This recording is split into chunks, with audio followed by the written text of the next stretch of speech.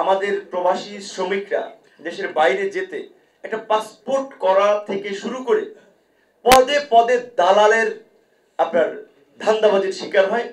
এবং সবচেয়ে বড় কথা হচ্ছে যেখানে 1 থেকে 1.5 লক্ষ টাকায় মালয়েশিয়া কিংবা মধ্যপ্রাচ্যে যেতে পারে, শুধুমাত্র সিন্ডিকেট করার ফলে সেটা 5 থেকে 7 লক্ষ টাকায় গিয়ে পৌঁছায়। এবং বাস্তবতা হচ্ছে এই সিন্ডিকেট সাংবাদিক হিসেবে আশরাফ কায়সার ভাই করে না, মান্না ভাই আমার মতো লোক, আমরা এই সমস্ত এই আদম ব্যবসা আমরা করি না, কিন্তু মন্ত্রীরা করে, এমপিরা করে, সরকারের ঘনিষ্ঠজনেরা করে। এই আদম ব্যবসায়ী সিন্ডিকেটের আমার মনে হয় যে এখন কবর রচনা করার সময় এসেছে।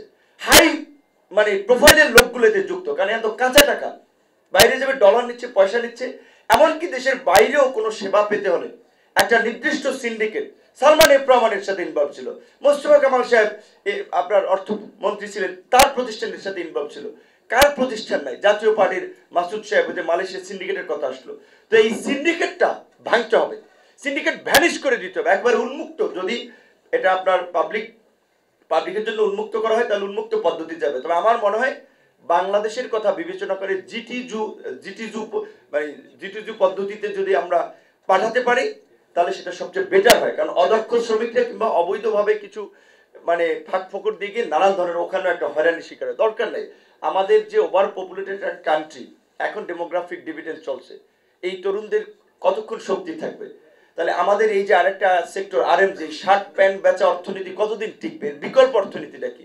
শ্রমবাজার আপনার মানুষ কতদিন বাইরে শ্রম বিক্রি করবে? এর বিকল্প অর্থনীতিটা কি? এইগুলো আমাদের চিন্তা করা দরকার। এই সরকার আশা করি সেই দিকে মনোযোগ দেবে, কিন্তু পরিস্থিতি যা মানে অলরেডি 3 মাসে সরকারকে আমরা সহযোগিতা করতে চাই। আমরা তো চেয়েছিলাম যে সংবিধানের পরিবর্তন, আমরা অনেকগুলো পরিবর্তন চেয়েছিলাম, কারণ রাজনৈতিক দলগুলো 53 বছরে করে নাই। এখন আবার নানান কারণে সরকারের সাথে রাজনৈতিক দল এবং নাগরিক সমাজে একটা দূরত্ব তৈরি হচ্ছে বোধহয়, যার ফলে এখন তথ্যের গ্যাপ তৈরি হচ্ছে, কথাবার্তা পরিবর্তন হচ্ছে, আমাদেরকেও করতে হচ্ছে। বিকজ এখন যে আমরা একটা সংস্কারের কথা বলছি, আমরা জানি না এখন এই সরকার কতটুকু করতে পারবে। আর এটাও আমি কথাটা অনেকে পছন্দ করবে না, অনেকে রাজনৈতিকভাবেও এটার জন্য আমার বিরুদ্ধে চলে যাবে, কিন্তু এটা পরিষ্কার এই সরকার যদি সংস্কার করতে না পারে, কোন সরকার ওইভাবে আমরা যেটা প্রত্যাশা করি নাগরিকরা রাজনীতির বাইরে উঠে সেটা পারবে না।